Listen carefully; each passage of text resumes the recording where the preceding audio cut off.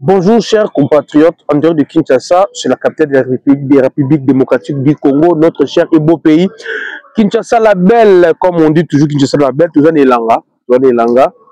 Bonjour Bana Fekoudi, plaisir à toi, écoute, à Nabino, une fois de plus, tout est ma solo, actualité sportive, et ça a toujours évolué. Alors nous les Fekoudi, c'était toujours la CNCT, toujours en Ralisona, ils allaient à Ondé, centre et à Bamasolo, nous sommes les patriotes. Et nous sommes des syndicats. Juste, il y a sportif, nous surtout il y a RDC, merci Nabatutu Olinga Fikodi. Et Nabatutu Oyo, nous allons besoin de tout Naratiti, nous allons rejoindre Varenza Léopard, Wapi, nous allons Wapi. Si on rejoint Varenza Léopard, il y a qualité bien tout le monde l'attaque, ok, na Kato numéro 33. La concession, il y a Maman Mobutu, parce que c'est la gars handicapé. Si on connaît tout le monde, Maman Moutete là. Maman Moutete, le coup de Varese sort union surtout, il y a le par RDC, Naba Varese à Kala, RDC traité qui toko. Au coup de Maman Moutete là, ce moment Moutete là, au coup de Bazalaraye, au coup de Jérémy et Yale, Jérémy et Yala, Azawana, au coup de la Naye, au coup de la Victor Winston, Azali, il est Malanda également à Rosalawana, pour servir nous Varese qui toko, Bavarese, Bafagnon, Batraplé, Batrapo. Il y a équipe nationale, il y a un club de surtout. Donc, Kato, numéro 33, la concession Maman Mobutu. Place auto, handicapé Bandagi, Fandaka. On a vraiment au coup de Bango. Nous, on va parler aujourd'hui, s'il vient de se passer le niveau de FICOFA, Conor, la FIFA et la FIFA vient de décider, il y a qu'à changer d'animateur, il y a Conor, c'est ça vraiment l'actualité. On va parler de ça, on va parler Coupe du Congo. Où en sommes-nous avec Coupe du Congo? Tokobete yango Cannes Dame et Zobandana Maroc. Biso Tokobete dimanche. Où en sommes-nous l'équipe nationale Nabiso? C'est ce qu'on va parler. On va essayer d'expliquer aussi le transfert. Il y a des joueurs. Et ce les carandings par rapport à Bamota dans ma condition. C'est ça ce qu'on va parler. Un grand merci. Galvino depuis Kinshasa. On se joue à Kinshasa. Nabo sanité, Joshua Beleni, na Pessi Mbote, na Pessi Mbote, na Eloge Koupanda Makombo, ma fidèle de fidèle émission Oyo, Maman Rose, Toya, la plus belle femme africaine, il y en a Rose Toya, na Pessi Mbote, Yakosa Mezate, Goche Bilele, Gédéon Elanga, na Pessi Mbote, sans oublier Rodriguez Chikuna, na Pessi Mbote, Fils Jones également, na Pessi Mbote, depuis les États-Unis, bonjour Mbote Nabino. Yango wana Titinjoli à Kinshasa, on commence par la FICOFA. Qui n'a pas déploré la mégestion? Tout esprit, il y a amateurisme pour animer les gens qui étaient venus normaliser le football congolais. Les mêmes causes qui nous ont poussé à prendre des armes contre M. Omari, ce sont des mêmes causes eux poussé plutôt à répondre à Mindouki contre Conor. Il y a le président Sam. Il y a Mbaki Conor. On a milité au Marakindi. Tout ce qui vient qui Rambo. Mais Conor Herbaye, tout le monde façon de gérer le football congolais, on a milité pour le Longola Bango. On a pris des armes. Tout le film a vu à Rambo, Conor et Longo. Mais avant tout, je voulais d'abord remercier tous les Congolais qui ont milité pour changer l'animateur congolais. Cette fois-ci, tous les armes conventionnelles ont été meilleures. Tout ce qui va s'attarder, tout le missile Tomahawk, et puis on a Samaï. La sous-marin faut bête. Est-ce que nous sommes en RDC dans la sous-marin? Bon, bête missile en déni. Parce que nous sommes en fait qu'on dit aux gens, ça veut dire quoi? Mututu aux gens a fait qu'on fasse au Salimabé, to yebi place au fond d'ailleurs. J'ai Omari, comme les alara ride parce que tu vas place au fond d'ailleurs Omari. Mais cette fois-ci, to yebi place au toqué. Nous connaissons les adresses. Et nous voyons CAF, mais à FIFA, pour nous fonder dirigeant, non seulement à la fédération, mais à la club. Au moment où je vous parle, club local Ange Vert, la présidente de le secrétaire sortant, il y a Conor, Innocent qui met Innocent qui boulou. Ceux qui vont habiter, ceux qui Ange Vert, la présidente de Tiki Makamou, il y a côté comme match était, par la banni. Là, dans les bateaux, les émissions dans la salle régulièrement, comprendre. Parce que mes émissions, je les fais comme épisode. Le soir, quand l'épisode nous sous pour nous comprendre dans maison, nous avons fait la 2-3 émissions. Alors, il faut qu'on s'habitue. Donc, il faut tomber une émission pour la première fois. Il faut s'abonner pour l'intérêt de Yomoko, pour ne rien rater. Les émissions, je les fais sous forme d'épisode. makamuna lobaka et bandarnasi Mathieu Batiti na suka to conclure dossier mususu équipe lokola Ange Vert par rapport à vidéo na ba témoin sur des arrêts qui la corruption to funda ki bango il y a des Congolais tout ça partout dans le monde to fundi na to komeli ki FIFA to komeli CAF et on a même écrit na FIFA concernant Véron Mosengo déjà protégeaka batu ya Conor to komeli ki bango. Maintenant, il y avait une jurisprudence au niveau de la FIFA. Donc, comme Bango, FIFA envoyait des gens pour faire des enquêtes ici et ça s'avérait vrai que non, la corruption seulement, match trié Zali, l'équipe est profité Zali. Mais maintenant, il y a une jurisprudence. FIFA, nous sommes sous tutelle de la FIFA, dans la CAF. FIFA, en réalité, doit sanctionner la République démocratique du Congo, dans notre FECOFA. Oh, FIFA ne peut pas sanctionner FECOFA parce qu'il n'y a pas comité Moko Zaliwana élu de FECOFA. C'est la FIFA lui-même et la CAF qui gère le football congolais. S'ils veulent sanctionner FECOFA, tant qu'on appel vers Bango, nous les Congolais, nous gérer le football dans le bisoté. Binoni va gérer biso. Binoni de favoriser moment qui on a corruption. Alors FIFA à se retrouver devant un dilemme à éviter. Si on va sanctionner RDC, Fédération, tant qu'on a un appel, tant qu'il y a une révocation, et que la FIFA doit gérer Bissou. Alors, comme FIFA boy ko joie, échec, qu'est-ce que FIFA fait? FIFA, il a seulement Kolongola, animateur, il y a Conor. On le reproche, Makabou et Belé, mais gestion, financièrement. Sur le plan financier, bateau bazala qui a un comité avec 100 millions Conor wana financièrement va échouer. Sur le plan administratif, c'est alarmant.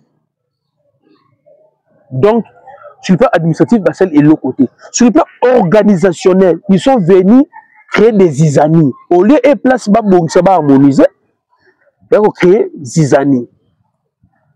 Leur mission, c'était d'organiser des élections. Bah, yewana, bah, comme d'abord, politiciens, des glissements à glissement, des glissements à glissement, beaucoup de griefs, on va retenir ce barou, on va founder barou. Alors, comme FIFA est conscient que les alliés, bah, Jean Naye, ou qui va gérer le football congolais, FIFA longo du barou. Bande Konangai. Bazala kaka na biroté. Banda ba bande boye bisanga une fois, on va faire la réflexion pour nous faire développer le football congolais. Bazala kaka na biroté.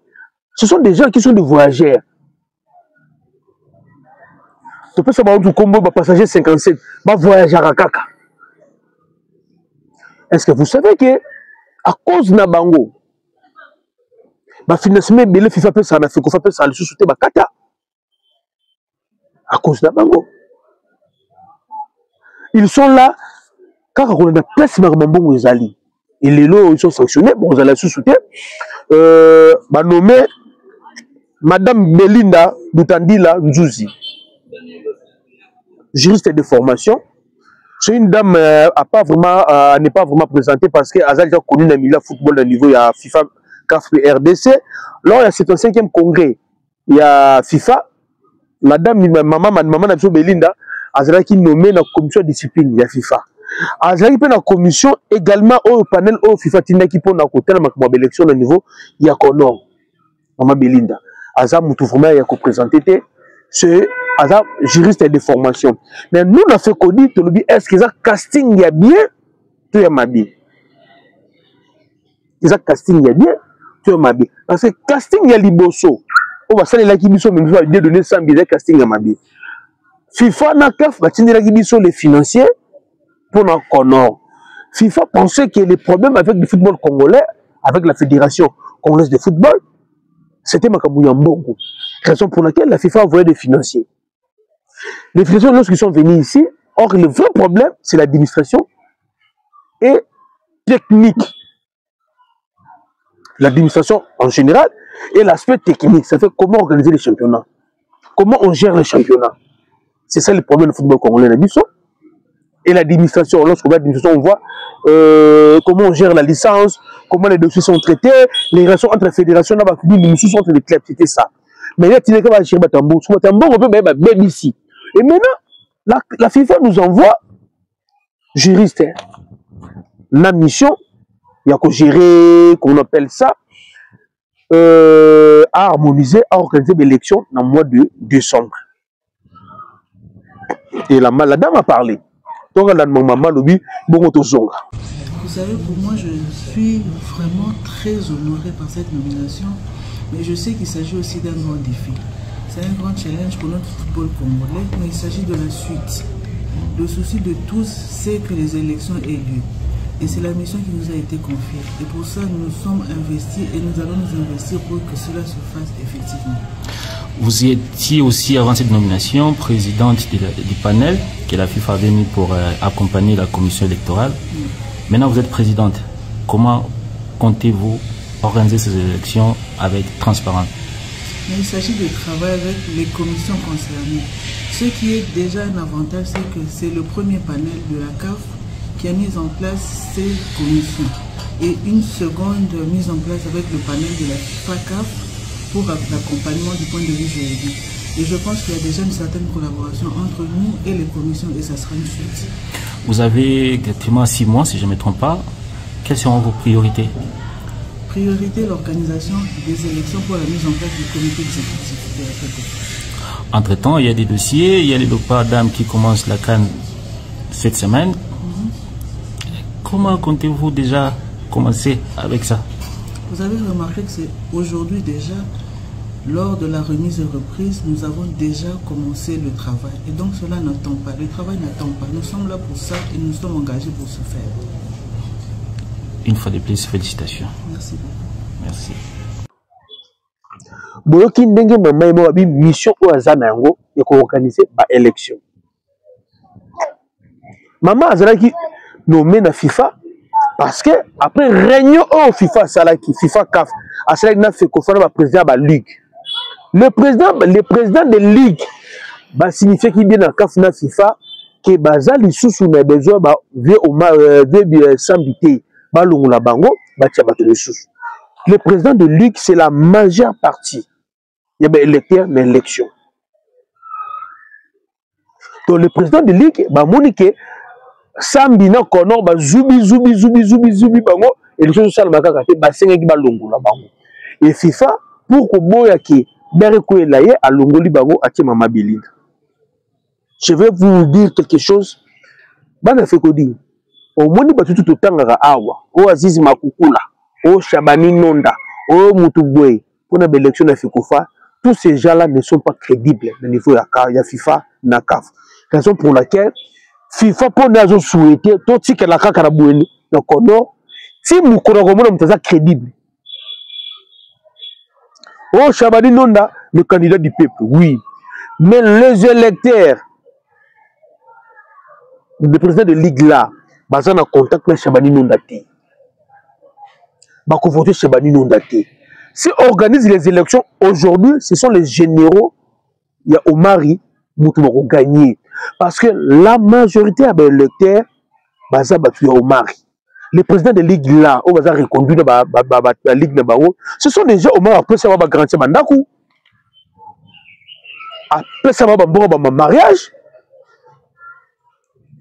Donc baza redevable non Omar tilelo. Il suffit kaka bazo mot d'ordre pour Omari ba voter muto Omari roloba. Il faut pas oublier les gens d'Omari baza éligibles. Non, pas éligible, mais en fait, ma candidature na bango, en fait, baza éligible na FECOFA, la présidence de FECOFA. Ma candidature na bango, bazo répondre à ma critère. Maintenant, le vrai problème, c'est la FIFA qui ne veut pas voir le nez d'Omari et traîner tout autour de FECOFA. FIFA n'a l'ignorance société. Et maintenant, les gens, on fait dans une fédération, ce sont des gens qui ne sont pas crédibles. Et mais je pose la question, lorsque la FIFA juge que tous ces gens ne sont pas crédibles, quels sont les critères de crédibilité où FIFA en a besoin pour monter le président de FECOFA? Quels sont les critères de crédibilité là? Parce que les gens d'Omari sont morts. Parce qu'en fait, avec les gens d'Omari, ils ont commencé à 5 ans. Donc, non. Les gens qui sont bazaliana, FIFA en a confiance dans Bangote. Chers Congolais, Mboka na biso moko, on nous dirige de loin. Pour me changer. On dit benete. Ne soyez pas étonnés le jour où les Béninois on met à demi-finale de la Coupe d'Afrique, Coupe du Monde. C'est pour bientôt. Parce qu'ils ont compris. Après qu'on lien les bambons, après qu'on a des sanctions, c'est ce qu'on a fait. Mais ça, c'est la balle. Nous voulons cette fois-ci qu'on puisse avoir des gens, des Congolais, qui vont travailler pour le football congolais et non les Congolais qui vont travailler pour l'argent du football congolais. C'est ce que nous ne voulons pas. Boyoki Maman Belinda Ndenge alobi. Maman Belinda aux la secondaire. Na M. Honoré Luango Boueloa et Madame Lisette Mavungu Tamba. Lisette Mavungu Tamba et M. Honoré Luango Bouela. Baronde bako secondaire Maman Lisette Moutadila. Maintenant, Maman Ayewana. Quels sont les défis? Na moni Didé Boudimbu ayambi Maman. Oh, comment Didé Boudimbu très exigeant na bango. Qu'est-ce que Didé Boudimbu a exigé dans le comité Sika Kono? Pendant qu'il y a le ministère, il y a à boire et à manger. Qu'on se dise quand même la vérité. On a fait qu'on dit, ah, vous allez faire qu'on dit. On se dit quand même la vérité. Nous, on a foi à Didé Boudimbu. Mais Didé Boudimbu, on a dérapé. Il est très mal entouré. Didé Boudimbu, il est très mal entouré. Qu'on se dise quand même la vérité. Vous avez vu comment il a géré les problèmes il y a contre Monaco. Les problèmes il y a contre l'autre là. Comment on appelle ça? L'autre là, Atlético de Madrid. Les contre Lyon. On a vu comment bureau ils ont fonctionné.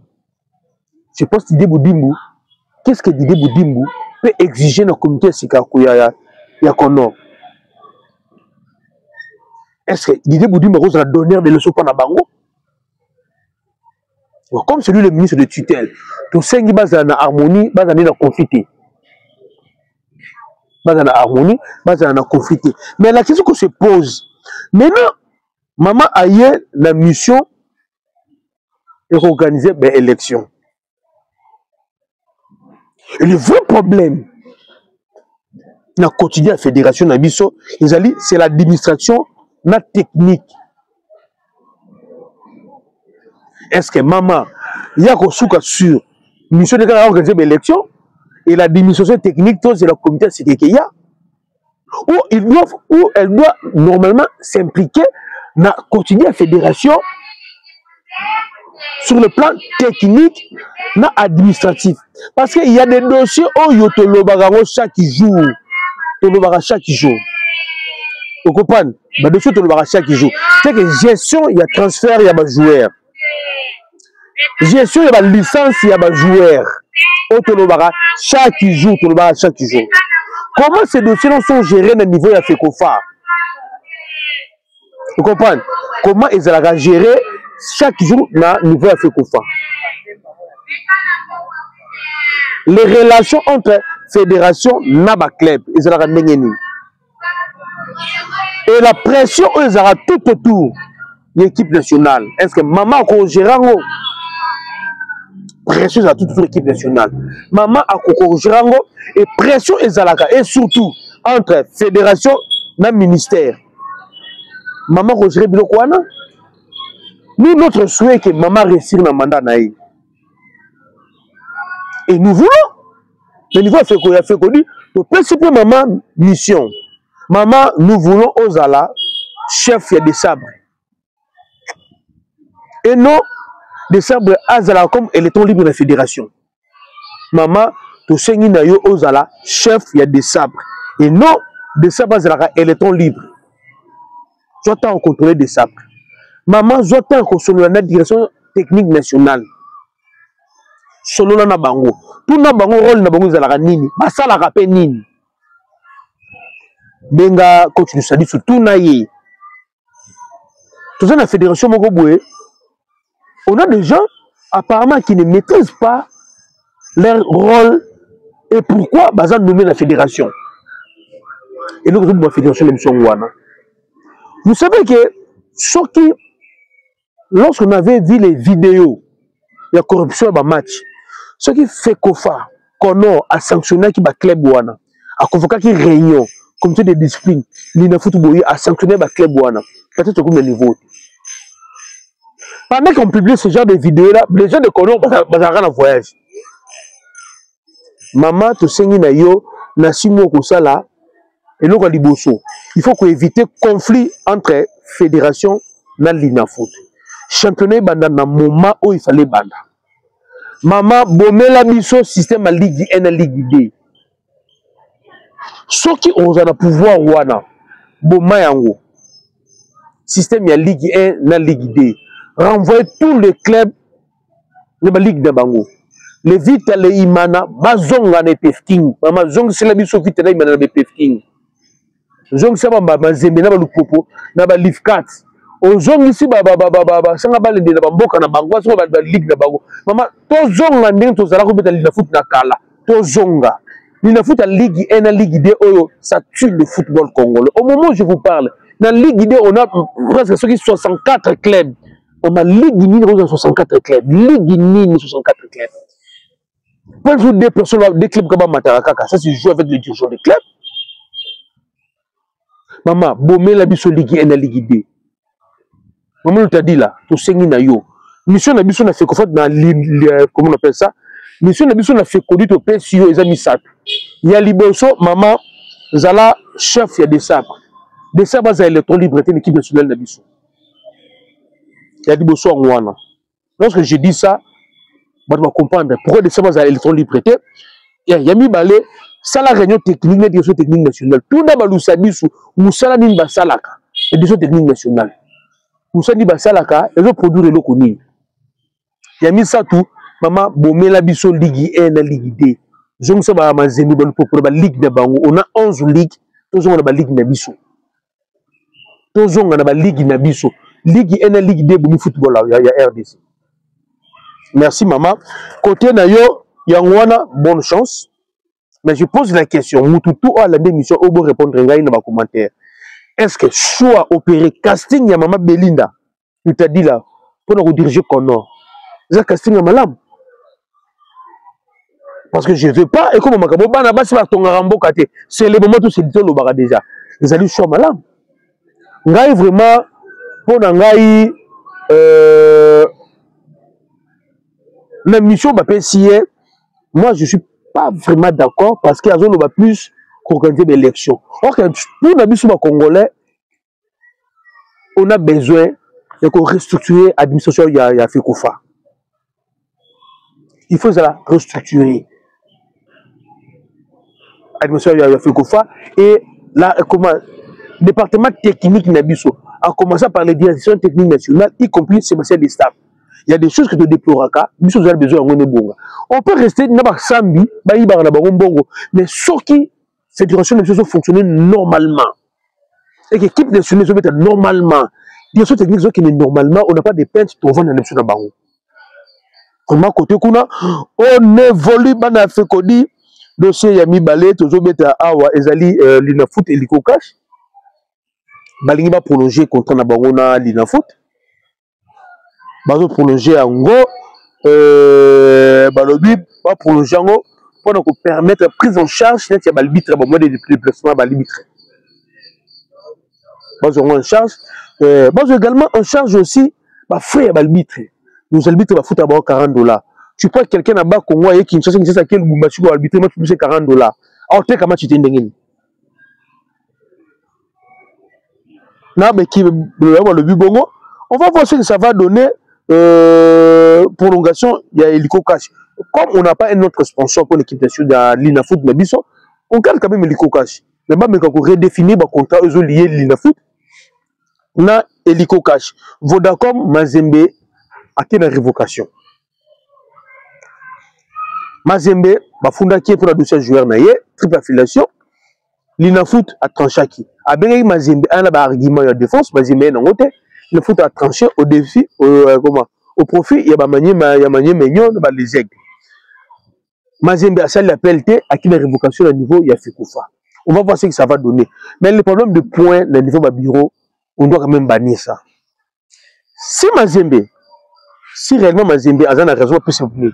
Si on a une raison, Batika. Moi, je veux que Mazembe a apprendre à Sali. Ça fait 3 ans que Mazembe a chité. Et lorsqu'on disait ça, les gens pensaient qu'on était contre Mazembe. Et cette année, Mazembe a fait Coupe d'Afrique. On me pose la question. Si Mazembe a quitté, il vit à quitter, il m'en a quitté. Si on va non, ok, papa, ce sont les clubs qui ont mérité Bangonde Bakei. Les clubs qui ont mérité. Ceux qui n'ont pas mérité, Bakokende Pété, Bavanda. Bavanda, tout un nègre qui fait ça, côté Kuna. Sangaba Lende, après la période de turbulence, je viens d'apprendre que le ministre des Finances chez RDC, Doudou Fouamba, est pressenti futur président, il y a coordination, il y a Sangaba Lende. C'est une bonne chose parce que l'équipe que j'aime bongo pour financer Bango. Mais je vais m'adresser à la supporters plus à Sangaba Lende. Souvenez-vous, l'administration Yangweka Sandina Sangaba Lende. Nous, on ne veut pas que les politiciens viennent prendre le club pour se servir pour l'intérêt politique de Bango. Donc, le régime qui est changé au club, on veut que quelqu'un ait une idée, va faire développer le club et comme la société. À terre qui équipe générale recette Bango. C'est ce que nous voulons. Dans le niveau, il y a Sangaba Lende. Merci Yangwana. Coupe du Congo, Bande Konanga, saison sportive et Silaki. Aujourd'hui, nous allons 4e jour depuis saison sportive et Silaki. Et Sila, dès des reçus, ça s'appelle Sila. Depuis le 30 juin, saison sportive et Sila. La Coupe du Congo, tu souviens la demi-finale. Et à venir, Coupe du Congo, nous allons. Les clubs qui sont qualifiés pour la demi-finale sont montés au créneau pour nous dénoncer. Amateurisme au niveau de l'organisation de la Coupe du Congo. Ceux qui finissent le BTMT, on va prendre les champions il y a l'année passée. Et les champions l'année passée, ça sera avec club. Raison pour laquelle on va faire un bazar au CP là. Parce que nous avons l'équipe de Panzani, qui va en vacances. Il y a 4 clubs qui vont retenir les joueurs basés avec la demi-finale et la finale. Mais l'organisateur, jusque-là, calendrier exact. Et qui est quand et où et banité. Au camp et BTMT, 20 clubs, on a reconduit en Coupe d'Afrique. Est-ce que vous ne voyez pas qu'on est en train de manigacer quelque chose pour nous sauver ville province de Kinshasa? Et c'est que ça fait aussi mal lorsqu'on voit Guy Mafuta, Assedi Bumba, on voit le président Lambert Osango, bon, fustiger comportement, oh, ils ont raison. Sauf que les deux messieurs-là ne sont pas crédibles. C'est concerne l'organisation. Ils ne sont pas crédibles. Lorsqu'on sait comment RCK Kita, comment Ben Nadi Bumba, ne sont pas crédibles. Mais notre souci, c'est que non, nous devons être éclairés et fixés. Comme la saison sportive, si elle s'il est au Congo Kinshasa, Coupe du Congo, Katani, pour Rebetama. Si elle est Rebetama, pas plus ce calendrier, Rebetama, jour mini, quand et où on évolue côté Kuna. Quand il ne part d'âme, le 5 juillet, on va tirer pour le problème, il n'y a pas administratif, il n'y a pas passeport. Au moment où je vous parle, ils ont déjà rejoint l'équipe nationale. On va être dimanche, dans le Sénégal, je pense, dans le Sénégal. Déjà, on va rejoindre l'équipe. Sauf qu'il va juste perdre aussi la préparation. Bonne chance, l'équipe nationale d'Amnabiso. Mais il faut signaler également, la CAF n'a pas. La CAF a mis des moyens parce que le premier, il y a compétition et il met Mabana Bassi. Et quand Mabana on joue $1 million. $1 million. Vice-champion, on joue 500 000. Troisième, on joue 350 000. Quatrième, on joue 400 000. Toujours avec la quart de finale. On joue demi-finale. Quart de finale, on joue 200 000. Troisième, on joue 150 000. Et le chèque, on joue 120 000. Et 120 000, c'est comme faire la participation. Donc, notre RDC, il y a 125 000 $ au Baroujois. Après, le chèque n'a plus de 125 000 $. Et nous demandons à ce que Banaba soit fait ma prime. Et ça, la bango. Très bien. Côté Kuna, pour terminer aujourd'hui, je voulais parler de l'Okomoko. Bana fait Kodi.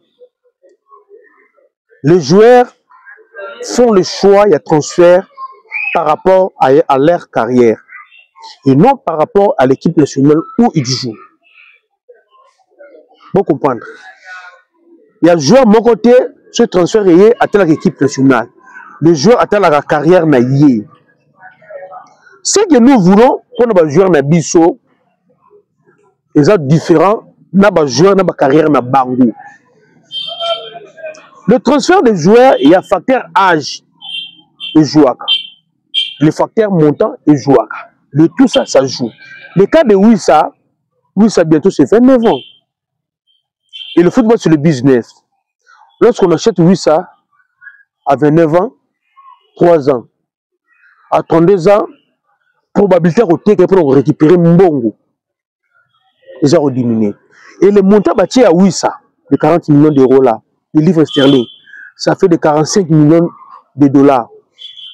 Et le club, oui, ça va la paix. Si tu joues dans Montawana, avec une saison, deuxième saison, tu as aussi une saison, tu as côté Kaye. Alors, comment dire, 29 ans, on a 30 ans. Un joueur à 30 ans, on peut le vendre à 30 000 $, à 30 millions de dollars, on peut le vendre à combien? Et l'autre, ils ont bloqué peut-être, entre guillemets, oui, ça. C'est one. Facteur âge. Les clubs, on va être intéressé dans le profil, oui, ça va être là. Et belé. Mais problème âge, n'a problème, il y a monté à bâtir. Il n'y a aucun club dans le monde à son bagage jouer pour jouer à Silapanaï. Ils ont raté. Bala les loups à son bagage jouer au 3 ans. Au petit une année, deuxième année, battel, qui va récupérer mon amambon. Au moins qu'il y ait besoin de la macassi, va garder les sous. Ça c'est un. Il y a deuxième facteur, ce sont les parents des joueurs congolais. Beaucoup de parents de joueurs congolais ne connaissent rien sur les transferts. Beaucoup. Je n'ai pas dit tout le monde, mais beaucoup ne connaissent rien sur les transferts des joueurs. Et bien, on a vu sur les parents de joueurs, l'équipe peut apprendre ça se passe comment les transferts des joueurs. Il y a beaucoup de parents, il y a des joueurs, des managers, des milagres, des mbongo. Parce que de l'autre côté, bazar qui yanki. Et dans qui yanki wana, ça bloque beaucoup de choses. Vous comprenez? Ne pensez pas si on crie les noms ou on commence à publier des photos de moi dans Nayo, dans Facebook, dans les réseaux sociaux, de moi dans la daté. Ce n'est pas toi, papa, qui dois fixer les conditions pour le moi dans Nayo. Et ce n'est pas toi, papa, qui dois fixer monter un bon pour le moi dans Nayo. Ce sont des managers, les dirigeants des clubs, et les parents à bas, il faut être souple. Il faut être comme les Ivoiriens, les Sénégalais, il faut être bon côté, il faut venir à carrière ban. Vous comprenez? Vraiment bonne chance pour Nabiso RDC, une bonne nouvelle pour Théo Bongona a repris le plus vite possible.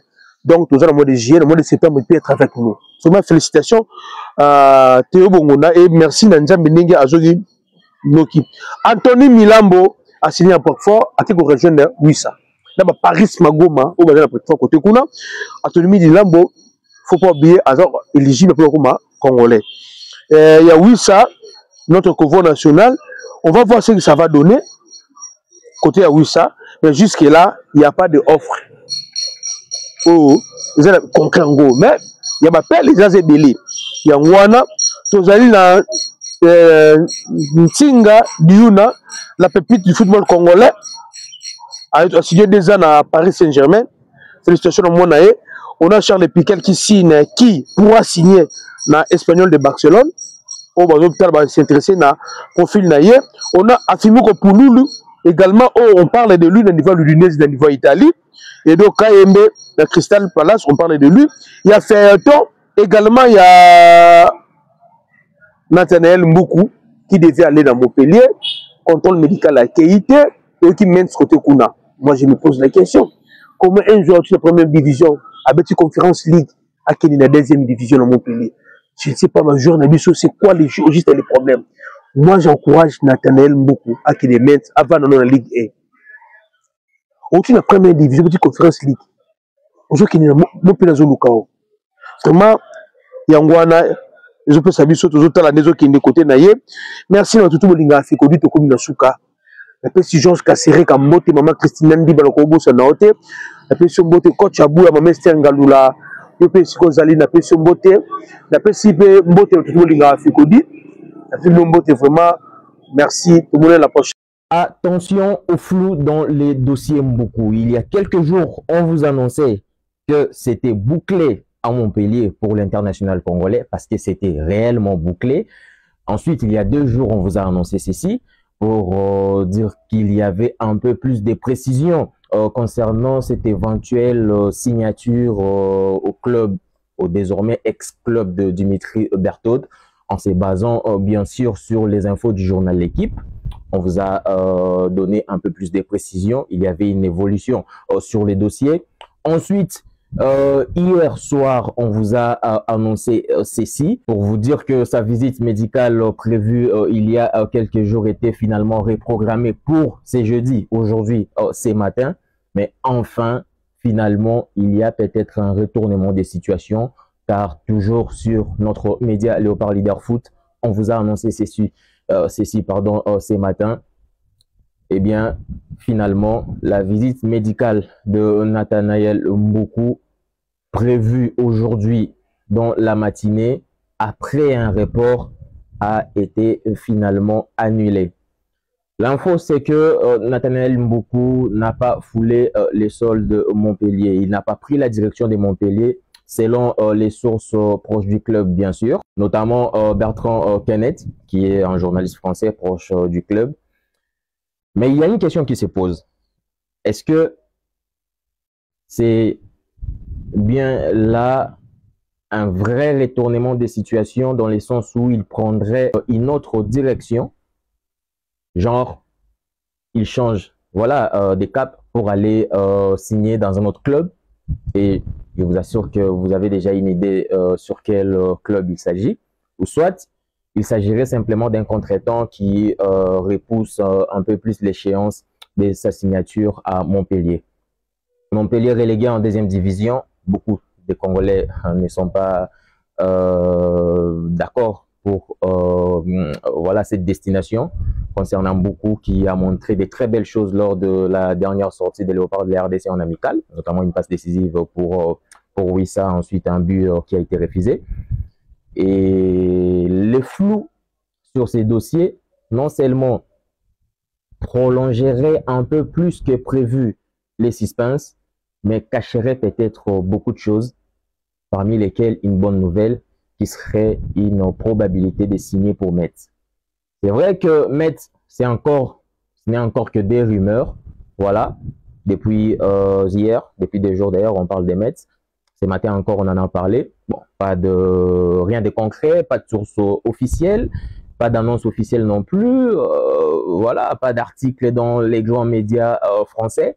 Mais quand même, comme on l'a dit chez nous, Mayening en a pas mbatté. Et on espère vraiment que pour aujourd'hui, l'info concernant l'annulation de sa visite médicale soit vraiment liée à un retournement des situations qui l'enverrait à Metz. Alors, on va suivre tout ça parce que moi, personnellement, je sens qu'il va se passer quelque chose et on verra un peu plus clair dans ces dossiers dans les prochaines heures. Et j'espère vraiment pour nous, voilà, les Congolais qui aimerions bien voir nos joueurs évoluer dans les championnats les plus compétitifs possibles, que Mboku évoluerait en Ligue 1 la saison prochaine sous les couleurs des Metz ou même dans notre club, parce que dans les mercatos, il peut y avoir pas mal de surprises. Alors voilà, on va suivre ces dossiers de près et donnez-moi vos avis par rapport au mercato congolais, en particulier ces dossiers de Nathanaël Mboku. Où voudriez-vous les voir évoluer la saison 2025-2026?